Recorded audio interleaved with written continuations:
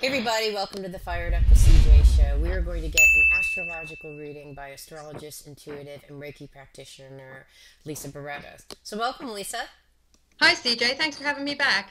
So tell us what we can expect for 2015. What's in store? 2015. Okay, well, this is going to be an interesting year for us.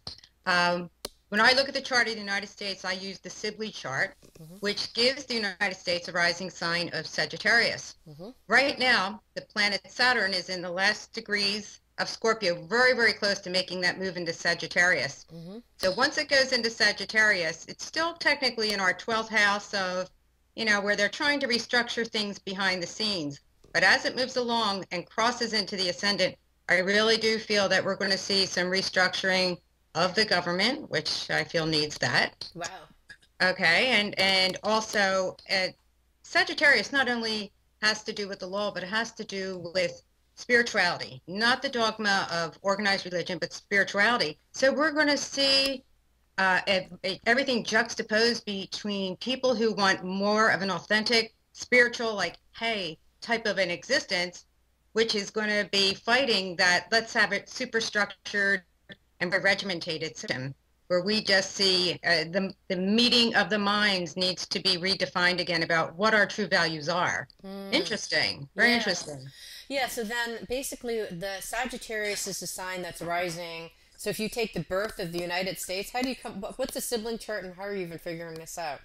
Well, the Sibley chart is when the founding fathers signed the Declaration of Independence. They, of Okay. course, we don't have the exact time, so they're just going by time the bells rang at Independence Hall. But as an astrologer, the thing that always bothered me about the signing of the Declaration of Independence, they signed it on a Mercury retrograde. Oh. Okay. Mercury rules documents. I tell clients all the time, it's a Mercury retrograde. Do not sign anything because it will be changed. Also, the position of the moon is in the very last degrees, which technically I could call that a void of course moon, which means nothing comes of the matter. And it's very interesting. Benjamin Franklin, one of our founding fathers, was very, very well versed in astrology, and he knew all of this secret doctrine. And Yeah. I'm wondering, was this some type of a plan that we're going to sign this Declaration of Independence on a retrograde Mercury and possibly when the moon is void?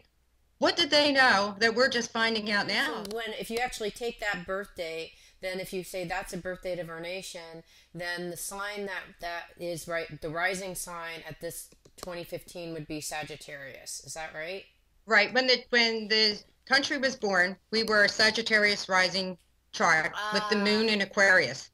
But okay. now Saturn's moving around the wheel, and wherever Saturn is, that's where you see things very structured, lessons to be learned. Mm-hmm. Sometimes it gives you a hard path to toe, and if you can get through it over the next 2.5 years, you come out a lot better. So I feel that the country on a whole has another 2.5 years of really taking a look at our values. What are we doing? What are we getting involved in? And people want the truth also, because Saturn demands the truth. So we Okay. want the truth. And Ah, maybe we will somehow redefine the Declaration of Independence and take a look at some of these laws that are basically archaic and don't serve a purpose anymore, and let the people have more of a say about what happens to us and our okay. economy and just our values. Yeah.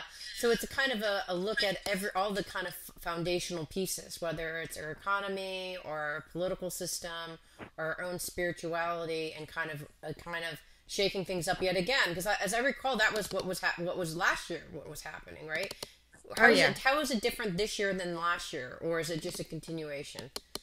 Well, last year, Saturn was still technically in the 12th house of the United States. So the 12th house are a lot of behind the scene dealings, Okay. and Saturn does represent government.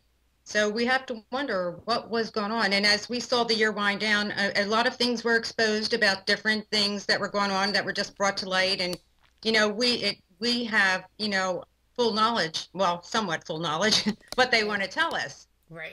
because another thing that I see in the chart of the US, it has what they call an intercepted house, which means two signs technically are in that house. So we have Aquarius and Pisces. We have Neptune going through Pisces now. Neptune is the illusion. It is sometimes the fluff that you're told that you have to see behind the illusion. And in the third house, that's our media. That's our news. That's our information. Mm-hmm. So what are they telling us? I mean, this will be a year where everyone has to really start to become more accountable on what they're telling the public. I think it's going to center around our relationship with the government, especially since Pluto is going through Capricorn, Mm-hmm. our second house of money, Mm-hmm. and our values. What are you doing with the economy? Like, why are so many jobs outsourced? Why are people here not working? Mm-hmm. People want answers. Mm-hmm. And the planet Uranus, which always causes some type of upheaval, revolution, or unexpected events, explosive in nature sometimes, is going through the fourth house. That's the home base. Mm. That's the people. And you may see people rise up like they did maybe like in the 60s Mm-hmm. when we Wow. were protesting the war, and we want answers. Like But we I did in feel, Ferguson. I mean, it's almost like the Ferguson you see as the Ferguson and the Eric Garner as kind of beginnings of where you're like, what are the police doing really, and are they doing what we hoped that they would be doing or not? exactly. And is the political system and the laws with the grand jury and such, are they serving us or not? And are they biased or not? I mean, all these kinds of things I think are kind of opening up. Well, we're going to see more of that. We're going Yeah. to see more of that, where we have these little uprisings on home base, where people want to know, are you protecting us, upholding the laws? Are you looking for a way to initiate martial law, where Right. we just become followers and we have no say, which brings us back to when that Declaration of Independence was signed on a retrograde Mercury. Maybe some things do need to be changed, but you really need to be vigilant about what you do now also, because Big Brother, once again, is watching everything we do. Right. So are they watching us to keep us safe, or are they watching us to shut us up? Right. Interesting. So then it really does feel like just a ramping up of what you had said last year to me. Does it feel that way to Right. you when you walk? It does. It does. I think last year gave us a little bit of a taste Right. of what could happen. We saw a lot of things on the homeland that were kind of disturbing. Right. Like the police shootings, there are school shootings. Yeah. And this country, I mean, that stands for freedom and liberty. Why are things happening here? I mean, but you know what it is? People are so frustrated. Mm-hmm. They're so frustrated because they feel that they're just not getting ahead. They're working and they have nothing to show for it, and they don't see things getting better for them, or just there's a select few that seem to prosper where everybody else feels still, we need a revolution. What will be different than 2014? Well, what I predict for this year, especially with Neptune going through Pisces and still transiting that third house of communication and different things, I also feel that the movie industry Mm-hmm. may take a turn and actually become more supportive of issues and things that people want to know about, Mm-hmm. not just so much entertainment and a lot of fluff or fantasy films, but I feel movies are going to start to take a trend where we're going to start to see like, hey, dramatizations of real issues, things that we really need expressed. And I also feel that they're going to run into some conflict, like Mm-hmm. we're seeing right now about the movie they just pulled. Oh, I know the Korean one. We're Yeah. going to see more of that. And it's like, do we want this type of control? Is it, why can't somebody who has something to say express themselves, and then let's decide if we agree or we don't agree with them? Right. So we're going to see a lot more upheaval in the movie industry, Right. and notable people and actors and actresses speaking out.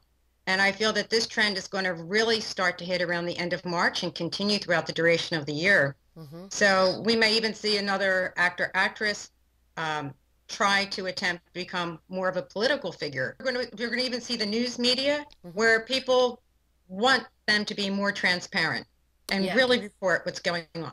Yeah. You're going to see this trend, and it's going to surprise a lot of people who are used just to the very, scripted type of news. Yeah. We're going to see more people, especially if they have access now to their own video and phones, and doing a lot of just random type of reporting put up on the web. Once again, that brings me to the point where you'll see some more attempted controls of what is put on the internet also. Right. They're really trying hard to do this. Yeah. No. And some more wild weather. I feel that coming in to the end of March, all the way into mid-May, we could see some unusual weather that we usually don't determine as seasonal type of weather. Uh-huh. A lot of possible flooding and people that may need to relocate because of flooding or heavy storms. Also, with this Neptune going through Pisces, this may be the year where we see more, if there is going to be some type of an accident, because the eclipses this year are going to be in the Pisces-Virgo axis. So there could be some water accidents, where last year we saw what happened to that flight that they lost. You know, where right. I don't think we're done hearing about that either. I feel something is going to come up again about what really happened to that plane. Somebody hears something come up maybe around June or July.